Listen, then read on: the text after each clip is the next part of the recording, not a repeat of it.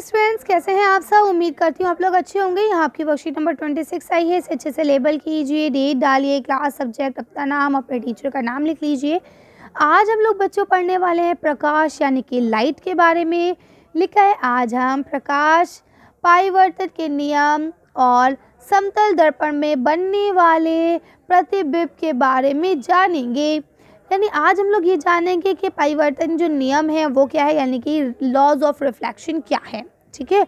और इसके बाद एक समतल दर्पण यानी एक प्लेन मिरर पर बनने वाले जो इमेज होता है, प्रतिबिंब होता है, उसके बारे में जानेंगे। तो देखिए, सबसे पहले यहाँ प्रकाश परावर्तन के नियम आपको दिए गए हैं। तो प्रकाश परावर्तन के दो ही नियम होते हैं। पहला नियम यहाँ आपको दिया गया है, परावर्तन के दौरान आपतन कोण यानी कि एंगल ऑफ इंसिडेंस एंड और आपका जो दूसरा वाला है ये इन्होंने, अच्छा ठीक है, सदैव जो है परावर्तित कोण के बराबर होगा। ठीक है। यानी आपतन कोण, एंगल ऑफ इंसिडेंस और एंगल ऑफ रिफ्लेक्शन यानी परावर्तन कोण दोनों क्या होंगे, बराबर होंगे। जैसे कि ये angle I is equal to angle R, angle of incidence is equal to angle of reflection. ठीक है। जैसा कि आप यहाँ देख पा रहे हैं, ये देखिए, ये आपका प्लेन मिरर है। यहाँ से आपने टॉर्च के थ्रू लाइट मारी, ये आपने लाइट जो मारी ये आपतित कहलाती है, आपतित किरण कहलाती है। और इसके अंदर बनने वाला जो कोण होता है ये आपतित कोण कहलाता है, ये कोण है। ठीक है। यहाँ से लाइट टकरा के रिफ्लेक्ट होती है, पलट के वापस जाती है, तो ये परिवर्तित किरण कहलाती है। और इसके अंदर बनने वाला जो एंगल होता है वो परिवर्तित कोण कहलाता है। ओके। तो ये बोलते हैं कि ये दोनों हमेशा बराबर होंगे। अब यहाँ देखिए लिखा है प्रकाश परिवर्तन का दूसरा नियम जो है वो क्या है, आपतित किरण आपतन बिंदु पर अभिलंब तथा परिवर्तित किरण ये सभी एक ही तल में होते हैं। ये देखिए सब एक ही जगह है ना, ये सब एक ही जगह है। ठीक है। समतल दर्पण में प्रतिबिंब। ठीक है। हम इससे अब ये यहाँ तक आपके लॉज ऑफ रिफ्लेक्शन कंप्लीट हो गए हैं।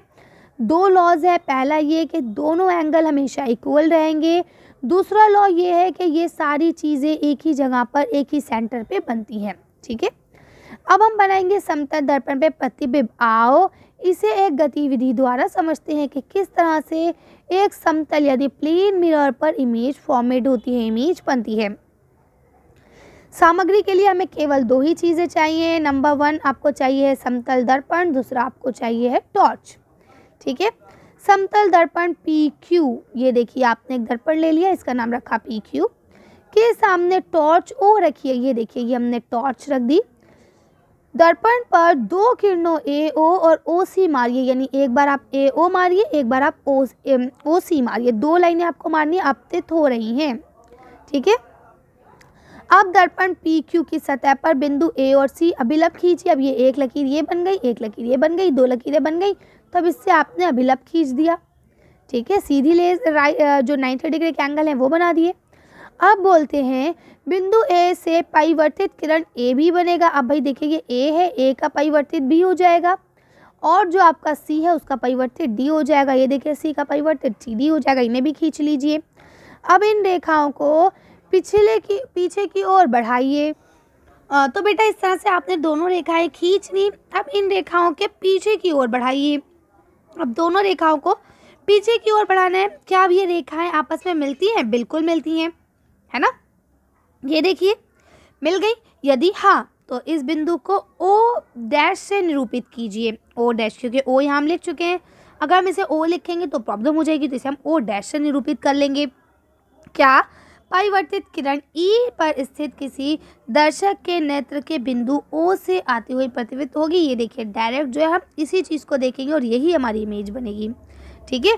क्योंकि परिवर्तित किरण वास्तव में O पर नहीं मिलती बल्कि मिलती हुई प्रतीत होती है। ठीक है। हमें ऐसा लगता है कि है, इसीलिए हम कहते हैं कि बिंदु O का आभासी प्रतिबिंब जो है O डैश पर बनता है। तो उम्मीद करती हूँ आपको समझ में आ गया होगा। बेटा मुझे मालूम है ये थोड़ा मुश्किल है समझना, लेकिन बेटा क्योंकि वर्कशीट में आई है तो मुझे पढ़ाना पड़ रहा है, मुझे समझाना पड़ रहा है ना।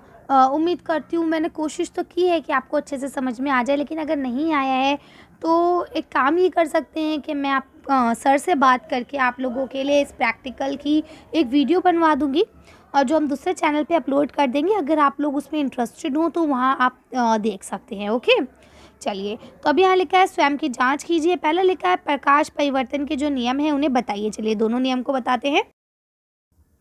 तो बेटा देखिए, नियम मैंने दोनों पढ़ा दिए हैं, यही दो आपके नियम है, इन दोनों नियम को आप लोग लिख लेंगे साफ साफ।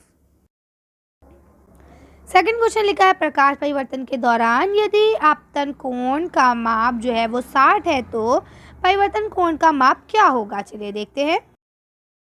देखिए, आप इसका आंसर लिखेंगे, यदि आपतन का कोण 60 है तो आपका परिवर्तन कोण भी 60 होगा।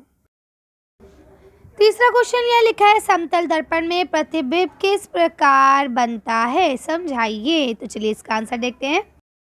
अब आप इसका आंसर यहाँ से लिख सकते हैं, वस्तु से प्रकाश समतल दर्पण में आता है और प्रत्येक किरण परिवर्तित के नियम के अनुसार दर्पण द्वारा परिवर्तित होती है और फिर क्या करता है, छवि को उस स्थान पर देखा जा सकता है जहाँ परिवर्तित बिंब की निरंतर प्रतिच्छेद करती है। ठीक है, कर लेंगे।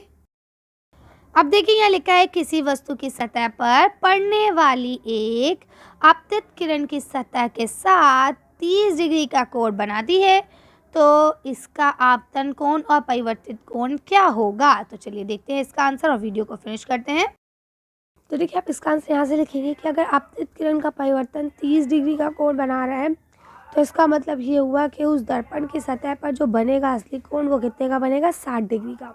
ठीक है, कर लेंगे। क्योंकि देखिए बेटा, जैसे मान लीजिए कि आपका एक एंगल है, वो शीशा है, इधर से आई, अगर ये 30 डिग्री का है तो हम इससे यहाँ पे सीधी एक लकीर हमेशा और लाइन खेलती है तो ये होता है 90 डिग्री। अगर 30 हो गया तो ये कितने का बचा, 60 का। ठीक है, कर लेंगे। चलिए तो आज की वर्कशीट को यहीं खत्म करते हैं। अच्छी वीडियो में बस इतना ही। अगर आपका हमारी वीडियो पसंद आई हो तो प्लीज़ इसे लाइक और शेयर करें। अगर अभी तक आपने मेरे चैनल को सब्सक्राइब नहीं किया तो प्लीज़ मेरे चैनल को सब्सक्राइब करें। Thank you for watching.